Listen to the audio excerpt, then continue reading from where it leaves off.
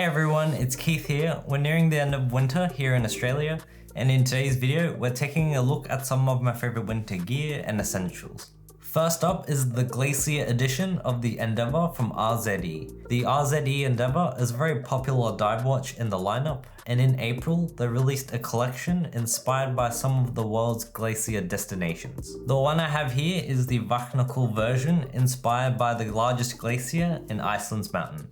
I'm pretty sure I've butchered the pronunciation, but this is the icy blue dial version. This Glacier Endeavour is so beautiful.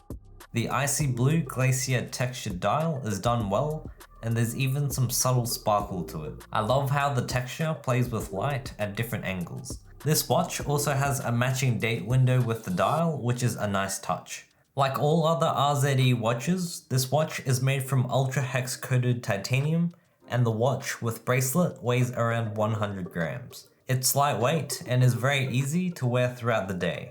The subtle bead blasted finish on the case also goes perfectly with the ice blue dial and adds a subtle touch of coolness and iciness to the watch. Another highlight of the watch is the on-the-fly quick micro adjust buckle on the bracelet.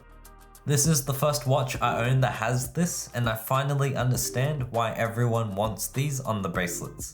It makes the fit on the wrist much better and more comfortable throughout the day as the wrist size changes. This Glacier edition of the Endeavour is a great package. It's got a beautiful texture dial, a lightweight titanium case, and the quick micro adjust buckle makes a big difference on the wearability. It's a fantastic package and I've enjoyed wearing it over the past couple months. The next item is the Dayfair V2 backpack from Modern Dayfarer. This is one of the best looking backpacks I've tested, and the overall style and silhouette has some peak design backpack feel to it. It's a smart and sleek looking backpack, perfect for work and gym. I recently upgraded to the 14-inch M1 MacBook Pro and used this backpack as my daily carry for the past few months. I also brought this with me on a day trip to Sydney and it was a joy to use. The 25-litre carry capacity was a good size and easily fit my essentials. It's a top loader backpack with zippers along the sides to give you full access to the main compartment. One highlight is the shoe compartment, which is great for those who need to carry a pair of trainers to the gym. For my setup, I store my water bottle in the external bottle holder, and in the main compartment, I store my camera insert, tech pouch, jacket, and other essentials.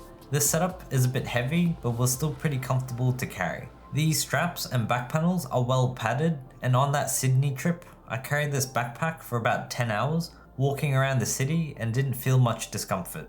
I've really enjoyed carrying it over the past couple months, and I'm not sure if I want to do a full review on this backpack, but if you do, let me know in the comments. Next up is the Benchmade Mini Bugout. I've wanted this white Grivory version for a few years, and I recently got this as a birthday present from a friend. When I first came across this knife, I loved the black and white Stormtrooper look. As a huge Star Wars fan, this colorway was perfect. The Mini Bugout is a small knife, and the slim Grivory scales make it feel incredibly lightweight. It's got a drop point blade shape, good for all-purpose use, and the factory edge on the S30V blade steel is very slicey. The Mini Bugout is so small and ultra slim that it completely disappears in my pockets. In terms of action, the flicking feels alright and has a clacky feel to it. However, the best thing about this knife is the super smooth axis lock. It's extremely fidgety and addictive. I can sit here all day fidgeting with this knife. Also, one key thing about the axis lock is its safety. Your fingers aren't in the cutting path when it closes. I've had the Mini Bugout for about a month and I love this knife. The axis lock is amazing and this colorway fits the winter theme perfectly. The Uniqlo Block Tech Jacket. I've had my eye on this jacket for a few years, and when this was on sale, I had to get one.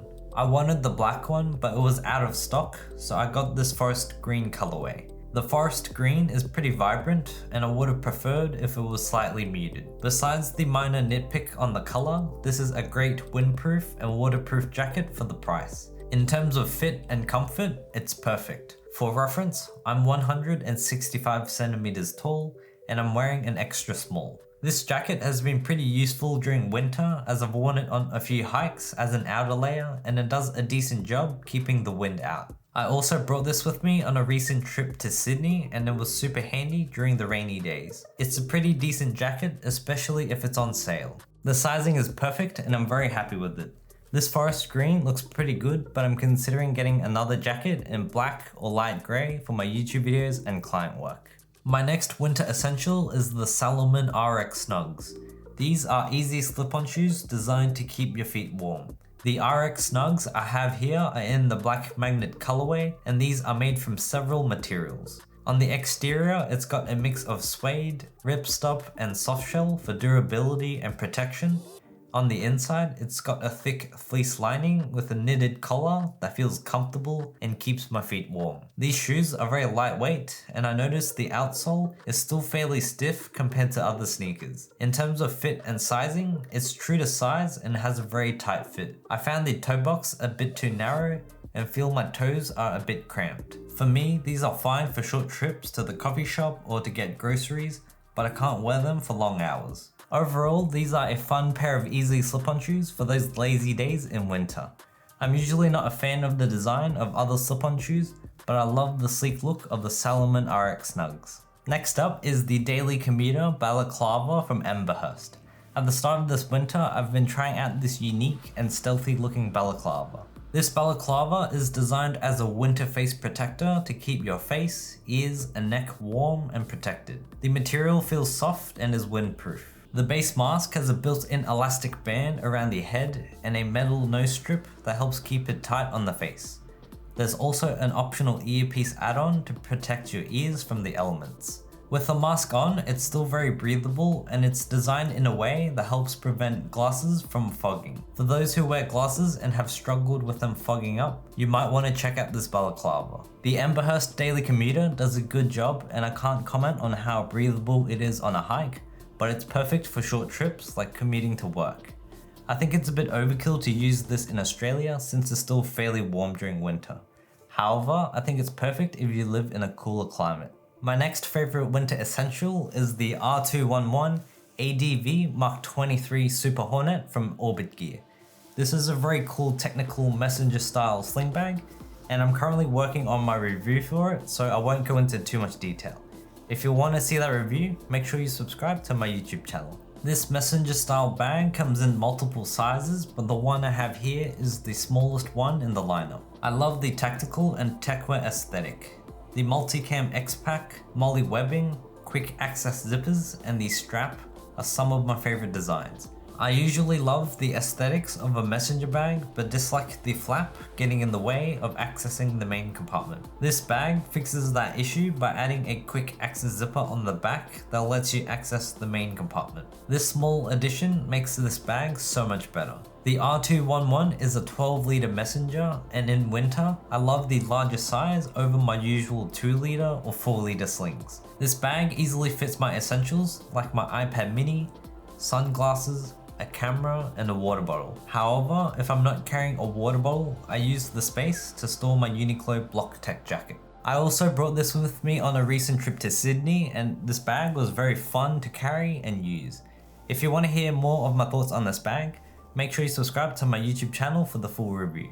This winter, I've finally put together a toolkit for my camera gear, watches, knives, and props I use in my videos. For this toolkit, I'm using the Alpaca admin pouch. The design of this pouch reminds me of a bigger hub pouch. If you've been on my channel, you may know how much I love the Alpaca hub pouch, but the admin pouch has extra slots for larger tools and a compartment for loose bits and bobs. In this pouch, I've got a bunch of random tools I need to maintain any gear to film these YouTube videos and client work. For camera gear, I've got a couple of hex screws for tripods and small rig gear. For watches, I've got spring bar tools and a flathead screwdriver for links on bracelets. For my knife maintenance, I've got a precision screwdriver. In the other slots, I also stored general maintenance essentials like a cleaning cloth and a James Brand Ellis to cut loose threads or material. The final thing I carry is a titanium pry bar from my Temu haul video that you can check out in the top info card. This pouch covers everything I can think of at the moment, and it's worked very well.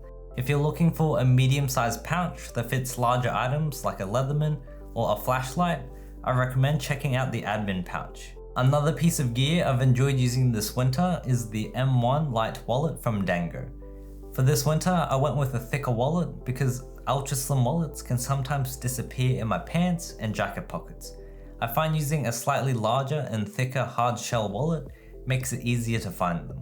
The M1 Lite is a bifold wallet that can hold up to 10 to 13 cards depending on the thickness. There are plenty of card slots on the exterior made from a Detex fabric, which is a water and scratch resistant material. On the interior, there's an aluminium chassis with a lovely OD green Cerakote finish that holds up to 4 cards on a rail system. One highlight of the M1 Lite is the included multi-tool, which is used to secure the wallet closed. This multi-tool has some interesting tools like a bottle opener, a 1/4 inch wrench, a small flathead screwdriver, a Phillips head screwdriver, and a chisel. It's pretty amazing how Dango managed to fit so many tools in this tiny thing, although during my time with the wallet, I never got around to trying this multi-tool. The M1 wallet is pretty cool, and if you like vertical access wallets, you might want to check out this one. And that wraps up all of my favorite gear and essentials for this winter. What are some of your favorite winter gear? Let me know in the comments. If you enjoyed this video, you might want to check out last year's winter EDC video. However, if you're looking for some summer EDC recommendations, you might want to check out this video. Thank you so much for watching, and I will see you in the next video.